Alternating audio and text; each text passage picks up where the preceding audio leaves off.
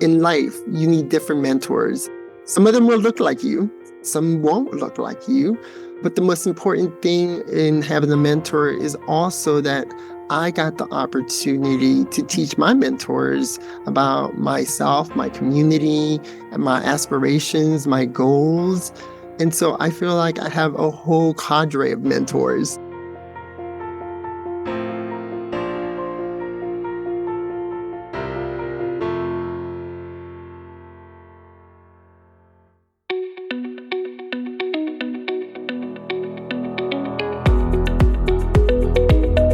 This is Associations Thrive, the podcast celebrating successful associations and their leaders.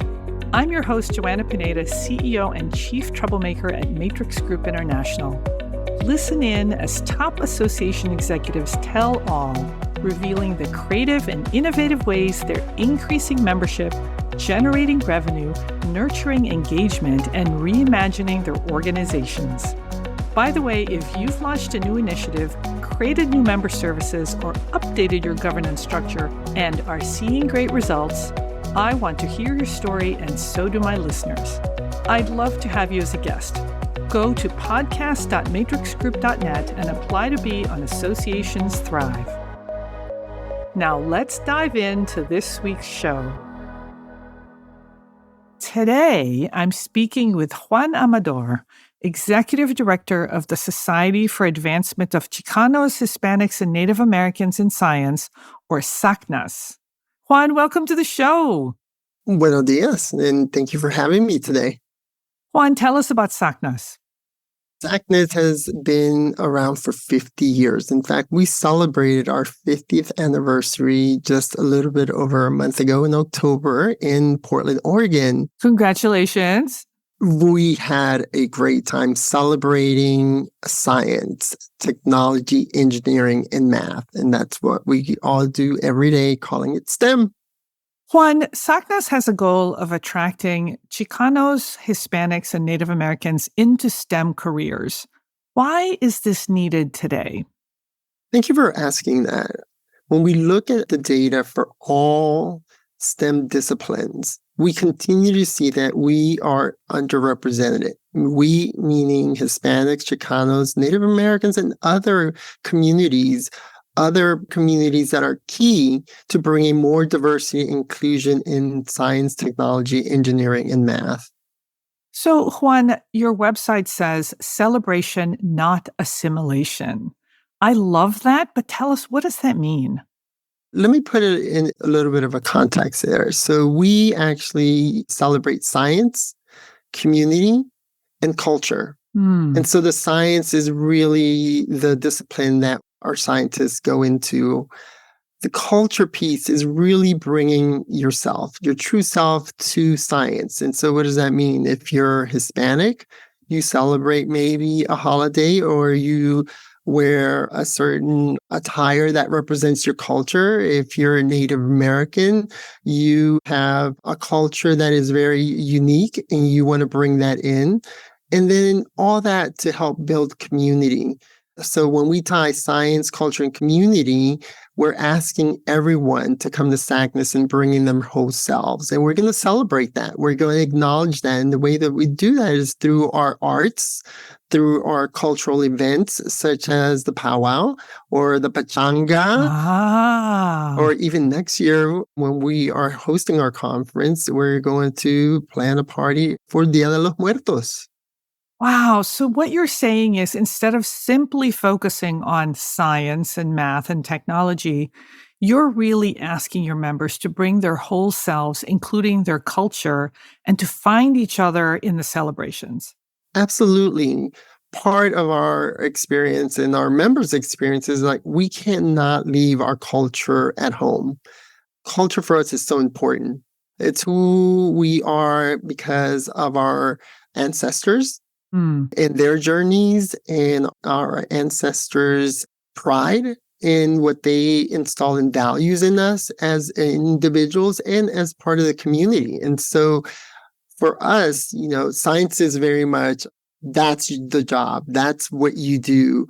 But you have to also bring yourself to science. And we believe that by bringing yourself, we are diversifying. We're being more inclusive.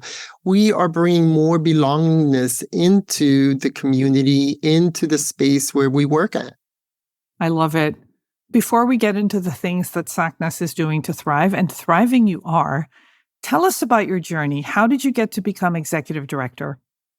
I always like to start out by sharing that I'm a product of mentoring. I didn't know what a mentor was until one day in undergraduate, my first mentor approached me saying, please come into my office and let me share with you some of the key things that you could think about or consider if you need help. And based on that conversation, that really changed my life. It really opened up the possibilities of me thinking, wow, someone sees something in me. Someone wants to support me. Someone wants to guide me. And ever since then, I've always had a mentor, regardless of what position I've been in. Then it turned into sponsors. Finding a sponsor, meaning when I'm not around, someone saying, Juan Amador, reach out to him.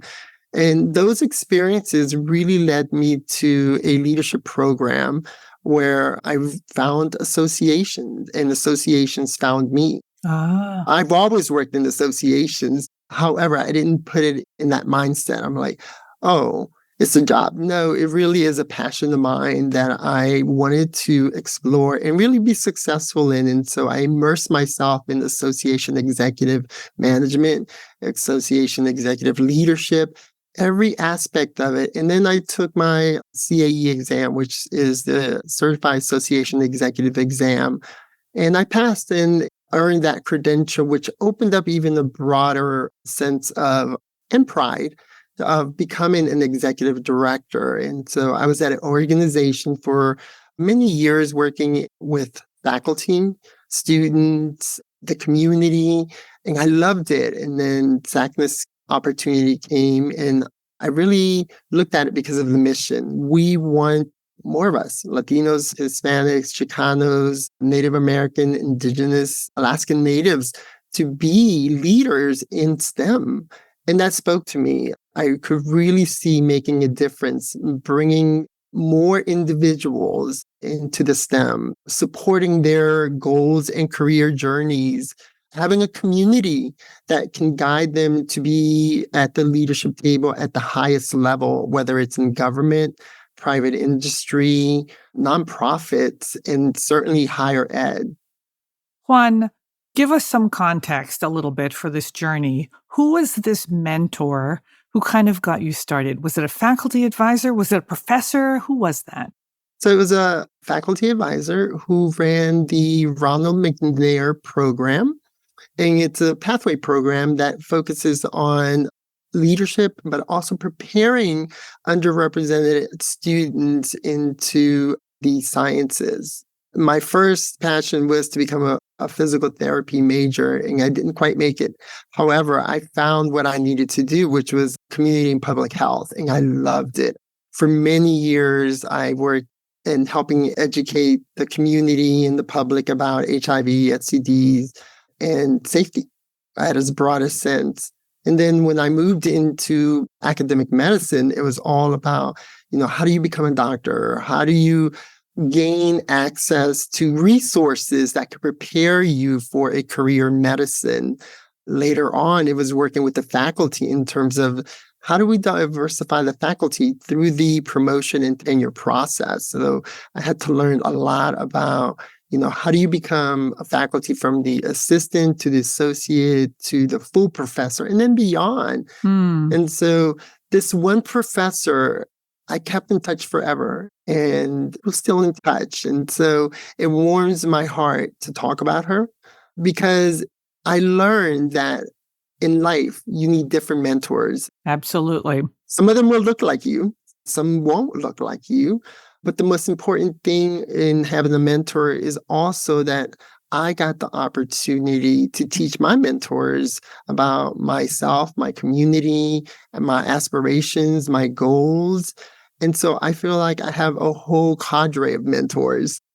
Well, let's talk about that. So you say that you've had mentors along the way. How have you found them? How have you cultivated them? Or have they found you? I have been very lucky to have found mentors, either at my job, at my employment, by asking, Ah, would you be open to a mentor or mentee relationship? Other times it has been through a formal matching program. I've applied and I've listed my career goals, my aspirations, my opportunities for improvement. Other times it has been very much casual. hmm. It's very much of a conversation and leading up to, regular coffees, regular lunches. And next thing you know, we are having a mentor and mentee relationship. Boy, I love that. So you've been very intentional in making sure that along the way you've had mentors and you've asked for it. You have to be intentional. One of the intentionalities is also you have to get over being afraid of asking for help. Yes. Asking for a mentor, asking those questions that you need help, but may not be prepared to ask. And having a mentor is not only valuable for your professional career, but certainly for your individual and career aspirations, personal goals. Juan, let's turn to SACNAS. Speaking of mentoring, you have a mentoring program. Tell us about it because it sounds like mentoring has been so important to the powering of your career. Thank you for asking. We at SACNAS believe that mentoring is key to not only one program, but all of our programs. And so we have different mentoring models. We have one-on-one, and we will pair up individuals with a mentor, a senior leader in the STEM field, or an academic administrator, or a government official, or, whatever that need is for that individual. We also have group mentoring where we come together as a group and have, not just one, maybe two senior leaders within science and sharing opportunities, sharing the guidance that is being requested, sharing their professional journey. We also have broader programs such as at our conference where we have conversation with scientists. It's really inviting the community of scientists to come to lunch, come over and share your journey. Also, while students get the opportunity to ask, well, how did you get over that barrier? Or how did you finance your education? How did you train? In very specific, other specific questions, such as like, I'm not sure if I want to do this. Why would I want to do this? And then there are other opportunities, virtual opportunities, where we actually highlight our chapters because our chapters do a lot of work and our chapter leaders are providing mentoring for their peers. And so we want to make sure that we're highlighting the innovations, how to fundraise to get your chapter going, how to market your chapter, how to retain your chapter members. All of these opportunities involve mentorship, which is key. It sounds like mentoring is really an important part of SACNAS. How many mentors do you have and how many mentees do you have? In some cases, it sounds like it's informal mentoring that might happen episodically at a conference, and in some cases, it might happen on a more long-term basis. So give us some numbers. So thank you for asking that because you're absolutely correct. Mentoring is key for us. And so our leadership programs, they vary, sometimes between 30 to 50. And that means it's at the beginning, and we encourage a continuing mentorship relationship. And we have many stories that we can share where someone started as a undergraduate and through mentoring obtained their degree, and now they are the mentors because they are a leader in their STEM field. Others are more of in the thousands, such as when we go to our National Diversity in STEM conference.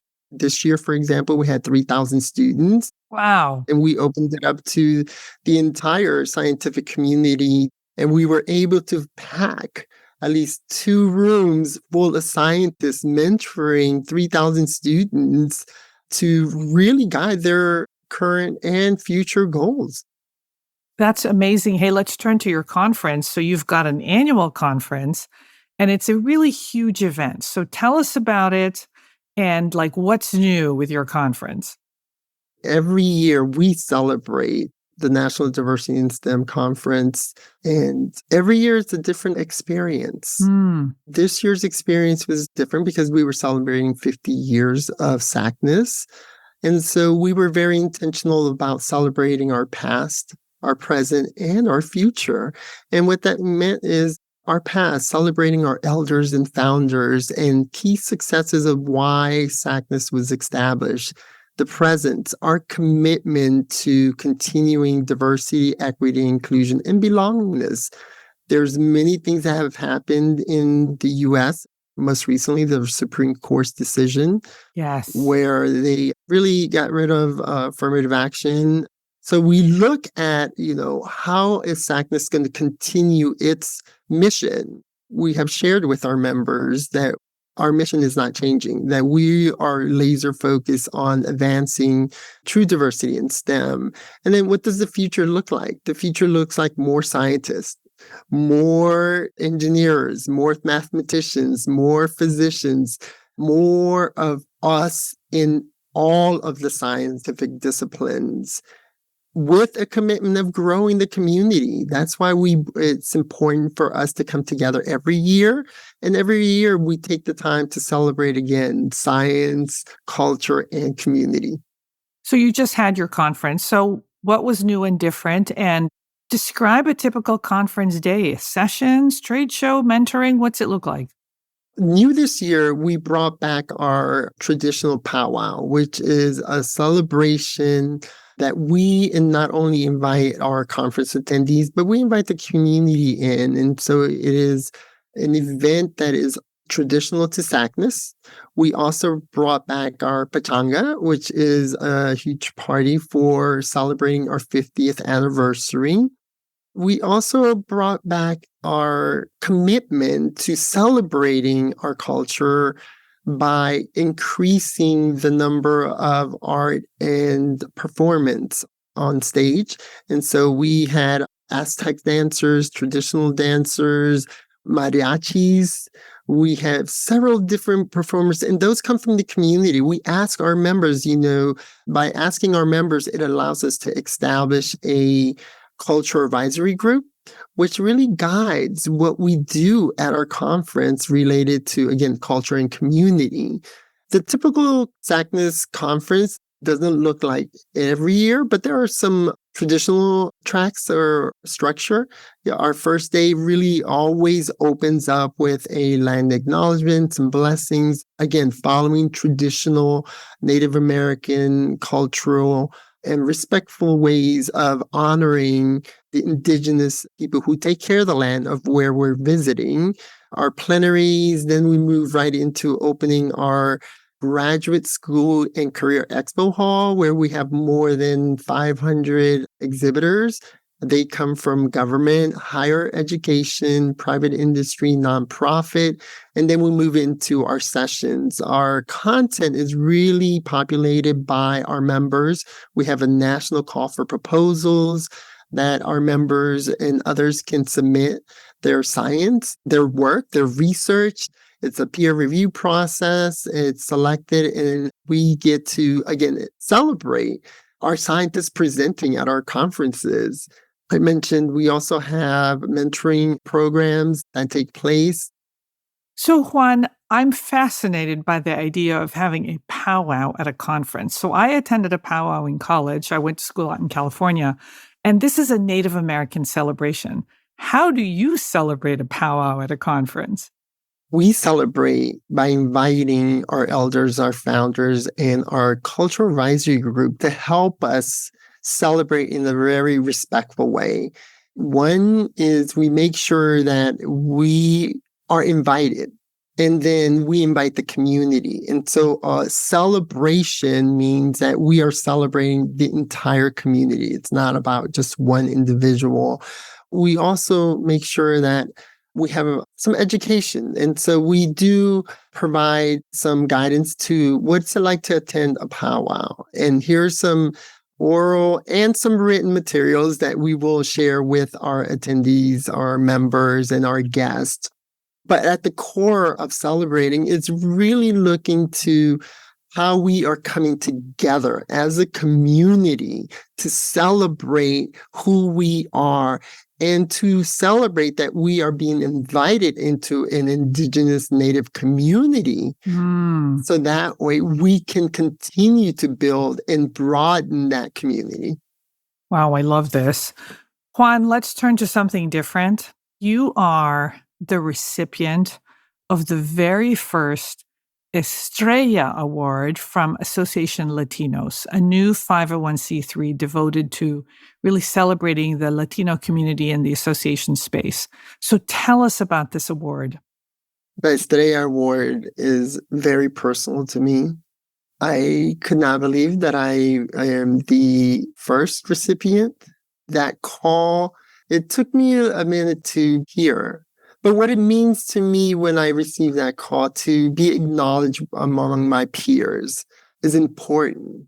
Over the years, I've taken a lot of intentionality in building my community, and that has meant the world to me. Building the community where I can help bring others along, where I can share some of my experiences, how to get over some of the barriers that we face and we continue to face. We can capitalize on our strengths, and not only by one-on-one, but as a group. And now as a new nonprofit representing Latinos. And so taking all that into account, when I received that award, I just had to reflect of all of my family struggles as an immigrant family from Honduras coming to the United States. First generation, obtaining that degree, becoming an association executive, and now helping the current and future association, Latinos in particular, association leaders, become executive directors or become C-suite leaders. That award represents love to me. It represents home. It represents belongingness. It just represents the community that I help and that I belong to. Well, I got to see the award ceremony and I felt the love and I felt the belonging. So congratulations. Thank you. Juan, before we go, tell us about membership. Membership for SACNAS is open. This is a question that we get a lot. SACNAS historically has focused on Chicanos, Hispanics, and Native Americans, but we are a very inclusive organization. We welcome all who want to be leaders in STEM. And so it is open to anyone. And we will continue to be inclusive.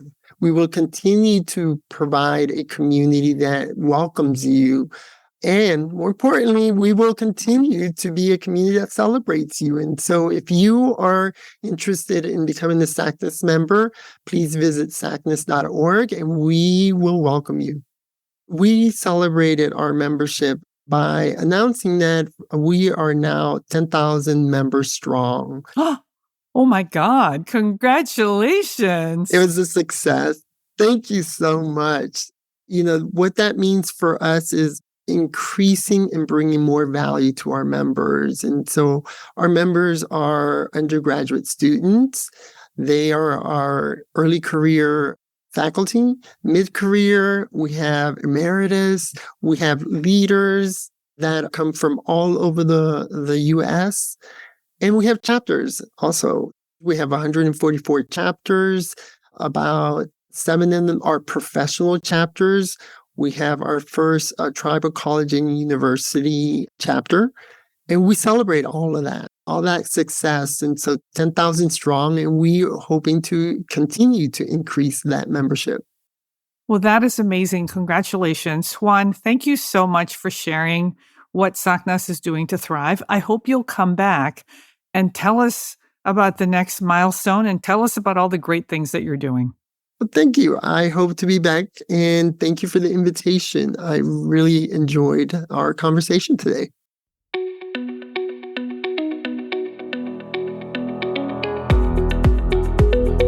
Thanks for listening to Associations Thrive. We're so glad to have you here. You know, my personal mission and the mission of my company, Matrix Group International, is to help associations and nonprofits increase membership, generate revenue, and thrive in the digital space. I want to hear stories of how your organization is thriving in today's challenging landscape. Please apply to be on my show by going to podcast.matrixgroup.net. By the way, do you need help with a digital initiative? Maybe it's a website redesign, a new membership database, or a hybrid meeting that you're planning. I'd love to connect with you. Please visit the Matrix Group website at matrixgroup.net. Thanks again for listening to this week's episode of Associations Thrive. Don't forget to subscribe to the show, leave a 5-star rating, post a comment, and share it with your colleagues and friends. Bye!